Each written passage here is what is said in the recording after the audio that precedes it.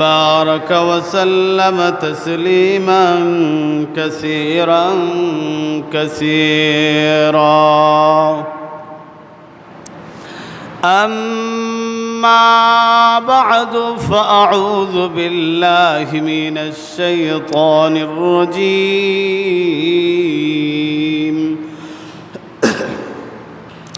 بسم الله الرحمن الرحيم.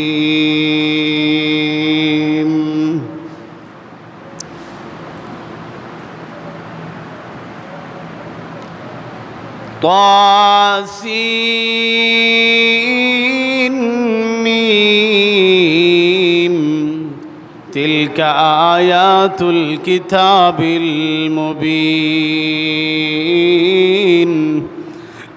لعلك باخع نفسك ألا يكونوا مؤمنين إن نشأ ننزل عليهم من السماء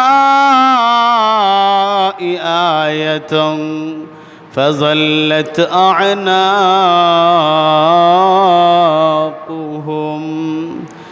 لها خاضعين. آمنت بالله صدق الله مولانا العظيم وصدق رسوله النبي الكريم ونحن على ذلك من الشاهدين والشاكرين والحمد لله رب العالمين. আলহামদুলিল্লাহ, আল্লাহ তাআলার দরবারে অসংখ্য গণিত শুকরিয়া যে রব্বুল আলামিন আমাদেরকে তিনার এই মোবারকময় জায়গার মধ্যে মোবারকময় মাসের মধ্যে আসার তৌফিক দান করেছেন, এজন্য শুকরিয়া আদায় করি আলহামদুলিল্লাহ। আমি আপনাদের সামনে গত জুমাবারে মুহররম মাসের গুরুত্ব নিয়ে আলোচনা করেছিলাম এবং আশুরা এই মাসে দেওয়া হয়েছে। এই আশুরার গুরুত্ব কী, তাৎপর্য কী এবং ইতিহাস সম্পর্কে আলোচনা করেছিলাম। এর আগের জুমাবারে আল্লাহ তাআলার হুকুমকে আল্লাহ তাআলার জমিনে বাস্তবায়ন করার উদ্দেশ্যে মূসা আলাইহিস সালামকে আল্লাহ তাআলা প্রেরক হিসাবে প্রেরণ করেছিলেন। তখন সময়ে প্রতিরোধ করেছিল ফেরাউন। আল্লাহ তাআলা একত্ববাদের প্রতিবাদ করেছিল ফেরাউন। সেই ঘটনা কিসসা বলতে যাইয়া শেষ পর্যন্ত যতটুকু বলতে পেরেছিলাম যে ছোটবেলায় হযরত আসিয়া রাদিয়াল্লাহু তাআলা আনহা তিনি পেয়েছেন যেখানে তিনি গোসল করতেন, মনে আছে আপনাদের আশা করি। আজকে খুবই সংক্ষিপ্ত আকারে সেখান থেকে কোরআন এবং হাদিসের আলোকে এতদিন যে বলেছিলাম সেই বলাটা যেন কোরআন থেকে আজকে আপনাদেরকে কোরআনের আয়াতের আলোকে বুঝাতে পারি, সেই উদ্দেশ্যে আমি আজও আবার সেই ঘটনা শেষ করার জন্য পড়েছি। আল্লাহ তাআলা যেন তৌফিক দান করেন, আমিন। ভাইরা আমার, মূসা আলাইহিস সালামকে যখন নাকি ওই বাক্সের মধ্যে বইরা পানির মধ্যে দিয়েছিলেন বাসায়া, আর এক প্রান্তে গিয়ে লাগছিলেন যেই প্রান্তে ছিল হযরত আসিয়া রাদিয়াল্লাহু তাআলা আনহার গোসলের জায়গা। ওখান থেকে মূসা আলাইহিস সালামকে হযরত আসিয়া রাদিয়াল্লাহু তাআলা আনহা নিলেন। এবার দুধ পান করবেন কিভাবে? দুধ পান করার জন্য চেষ্টা করলেন, তিনি কারো দুধ পান করেন না। আসিয়া রাদিয়াল্লাহু তাআলা আনহার একজন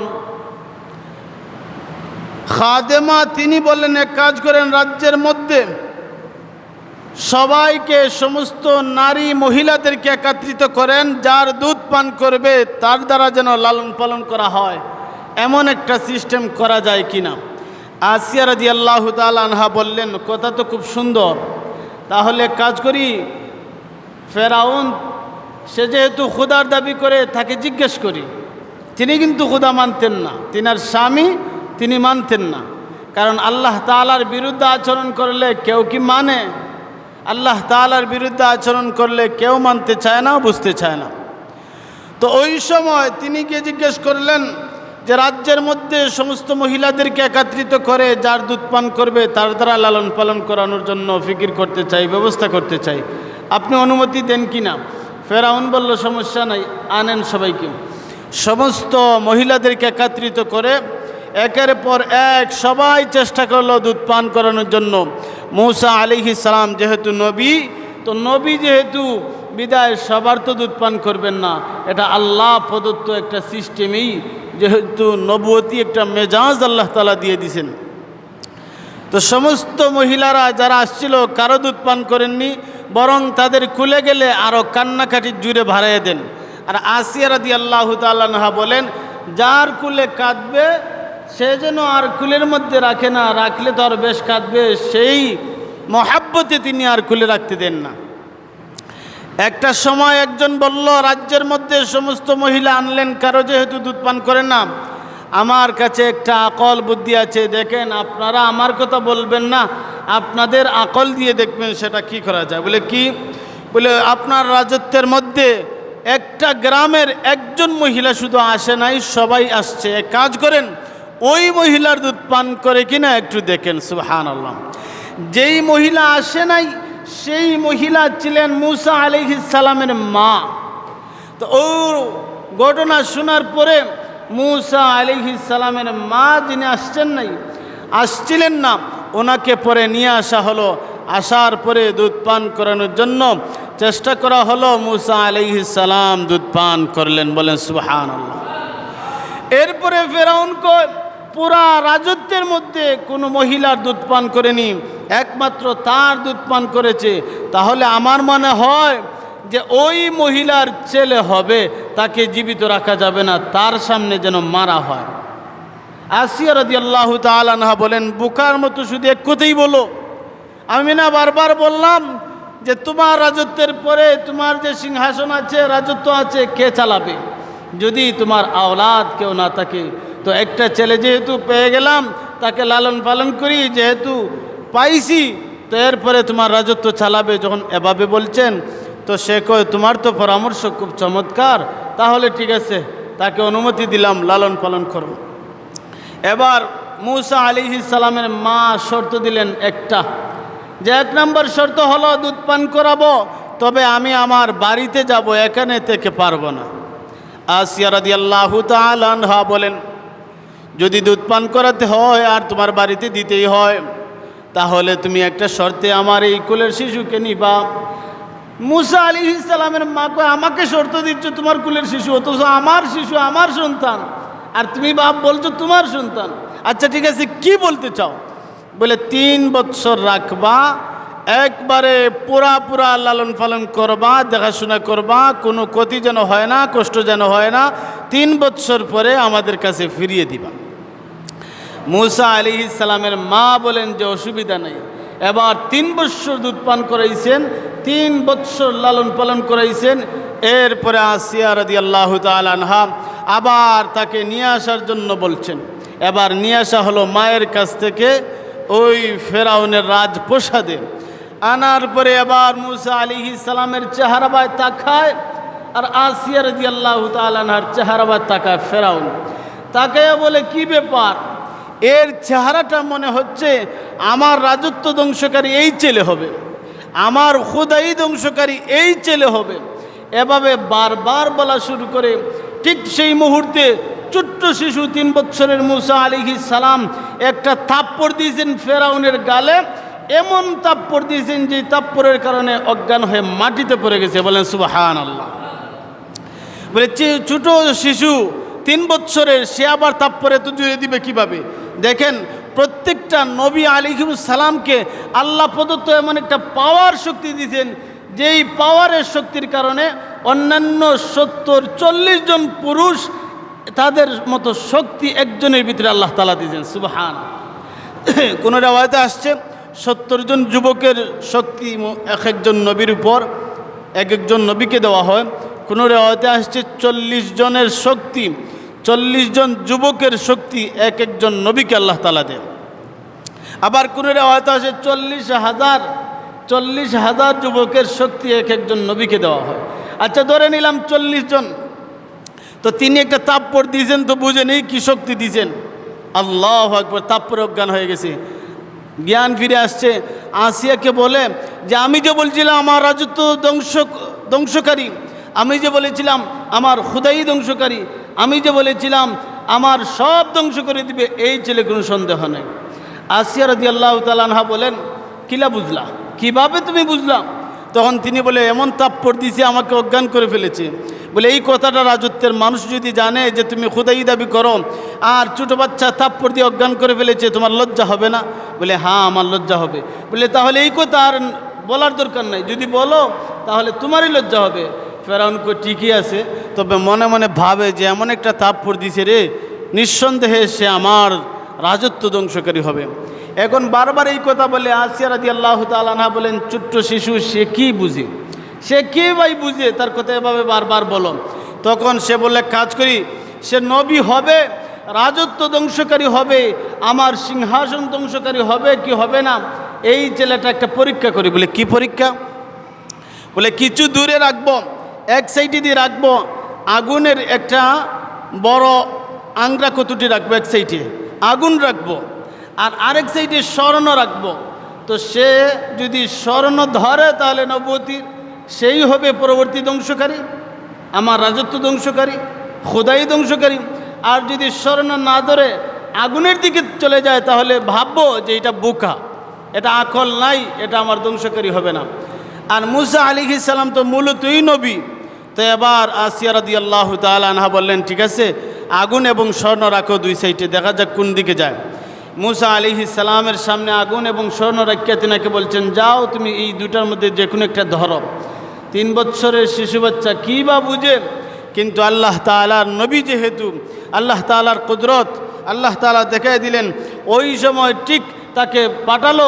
আর তিনি একবারে আগুনের দিকে না যাইয়া, আংরার দিকে না যাইয়া স্বর্ণের দিকে ধরবেন, ঠিক সেই মুহূর্তে আল্লাহ তাআলা জিবরাইল আলাইহিস সালাম পাঠাইয়া রাস্তাকে বাঁকা করে আবৃত করে দিলেন আংরার দিকে। কারণ স্বর্ণ ধরলেই তো সে মেরে ফেলবে, আল্লাহ তাআলার যে একটা কুদরত সেটা বাস্তবায়ন হবে না। সেজন্য জিবরাইল আলাইহিস সালাম রে প্রেরণ করে আগুনের রাস্তায় দিয়ে দিলেন একবারে হিজাব পর্দার আকারে। তো ওই মুসা আলাইহিস সালাম ছোটো থাকতে আংরাকে গিয়া হাতের মধ্যে ধরে মুখের মধ্যে দিছিলেন, যেই দেওয়ার কারণে মুখের মধ্যে পরের সময়ে তিনি একটু তুতলাইয়া কথা বলতেন। এই যে তুতলানি ভাবটা মুসা আলাইহিস সালামের এই জায়গা থেকে আসলো, এই আংরা মুখে দেওয়ার কারণে। আসিয়া বলেন যে দেখছো এবার সে আকলমন্দ হবে নাকি আকলমন্দ সারা হবে, তোমার রাজত্ব ধ্বংসকারী হবে কি হবে না? না, এটা বিয়াক্কলি হবে, এটা রাজত্ব ধ্বংসকারী হবে না। আল্লাহু আকবার। ঠিক এরপরে পালাক্রমে যখন আল্লাহ তাআলা নবুয়ত নাজিল করলেন, তখন সময়ের ঘটনা আল্লাহ তাআলা এই পূর্ণ ঘটনাকে কোরআনুল কারীমে এভাবে বলেন, তাসিন মিম তিলকা আয়াতুল কিতাবিল মুবিন। আল্লাহ তাআলা জানায় দিতে চায়, অগণবীজি তামাম দুনিয়ার মানব জাতিকে আপনি জানায় দেন, আল্লাহ তাআলা কোরআনুল কারীমের মধ্যে স্পষ্টভাবে তাদের নিদর্শন সম্পর্কে আলোচনা করেছেন।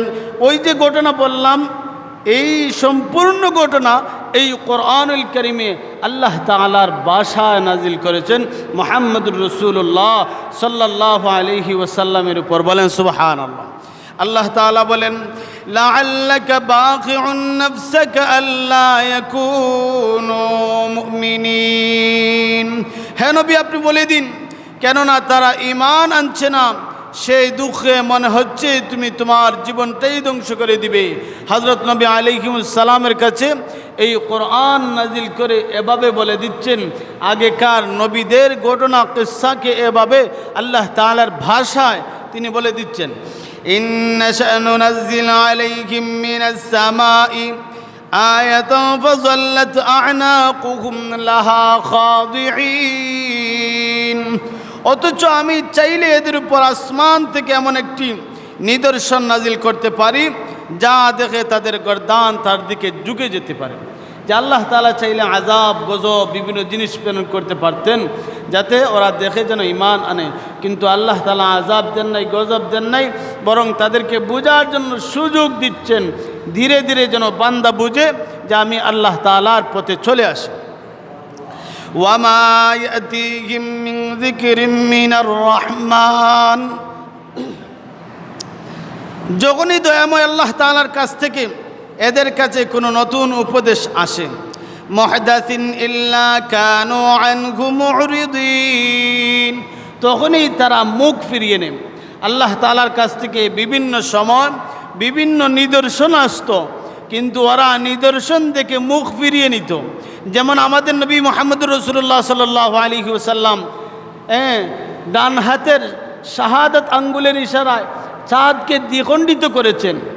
দ্বিখণ্ডিত করার পরে কাফের বেঈমানরা ঈমান আনবে উচিত, কিন্তু ওরা কয় যে তুমি হচ্ছ একজন জাদুঘর, এর জন্য চাঁদকে আঙ্গুলের ইশারায় দ্বিখণ্ডিত করে ফেলেছ। ঈমান আনে না, বরং আরও জাদুঘর এরকম বলে। তো আগেকারও এরকম বিভিন্ন সময় আল্লাহ তাআলা নিদর্শন দেখাইতেন, কিন্তু ওরা ঈমান আনতো না, বুঝতো না, বরং মুখটাকে ফিরে আনিত। যেমন আজকালকে যদি মানুষকে বলো নামাজের কথা, দেখবেন মানুষের মন বেজার হয়ে যায়। আজকাল যদি বলেন সুদ খাওয়া হারাম, মানুষের মন বেজার হয়ে যাবে। আজকাল যদি বলেন ঘুষ খাওয়া হারাম, মন বেজার হয়ে যাবে। আজকাল যদি বলেন আপনি গুনার কাজ সম্পূর্ণ ছেড়ে দাও, আল্লাহ নারাজ হয়ে যায়, মন বেজার হয়ে যাবে। গান বাজনা মোবাইলে শুনিও না যদি এরকম বয়ান করেন, অনেকের মন বেজার হয়ে যাবে। কারণ আল্লাহ তাআলার কথা সত্য, আর সত্য কথা তিক্ত বেশি, এর জন্য মানুষগুলো নারাজ হয়ে যায়। অথচ উচিত ছিল যে নামাজ ছাড়লে গুনাহ, সেজন্য আর নামাজ না ছাড়ে। সুদ খাওয়া গুনাহ, সেজন্য আর সুদ না খায়। গুনাহ করলে আল্লাহ তাআলা নারাজ হয়, সেজন্য গুনাহ না করে। তার উচিত ছিল এই সমস্ত জিনিস মানা। এর জন্য ভাই সব সময় আমি বলি কি জানেন, যে আল্লাহ তাআলার কাছে চাইবেন গুনাহ মুক্ত জীবন। আল্লাহ আমাদের গুনাহ যেন মাফ করে দেন, আর গুনাহ মুক্ত যেন জীবন দান করেন। সবাই বলি আমিন। এরপর আল্লাহ তাআলা বলেন, فقد كذبوا فسيأتيهم أنباء ما كانوا به يستهزئون। এরা যেহেতু আল্লাহর আযাব অস্বীকার করেছে, তাই অচিরেই তাদের উপর, তাদের কাছে সে আযাবের প্রত্যক্ষ বিবরণ আসবে যা তারা ঠাট্টা বিদ্রুপ করছে। আল্লাহ তাআলা নবী পয়গম্বররা বারবার বলে তোমাদের উপরে এই আযাব আসবে। যেমন লূত আলাইহিস সালামের জাতিদের কাছে জিবরাইল আলাইহিস সালাম এসে বলছিলেন যে আল্লাহর পক্ষ থেকে আযাব আসবে, তাদেরকে ধ্বংস করে দেওয়া হবে। ওরা ঠাট্টা বিদ্রুপ করেছিল। সেই ঠাট্টা বিদ্রুপ করার কারণে শেষ পর্যন্ত আযাব এসেই তাদেরকে ধ্বংস করে দিল। এর জন্য ভাই আমার, বন্ধু আমার, গুনার কথা যখনই যেখানে শুনবেন গুনাহ ছাড়ার চেষ্টা করবেন, আর আযাবের কথা শুনলে আল্লাহ তাআলার কাছে ফানা চাইবেন, ঠাট্টা বিদ্রুপ করবেন না। আওয়ালাম ইয়ারাউ ইলাল আরদি কাম আমবাতনা ফিহা মিন কুল্লি যাওজিন কারীম।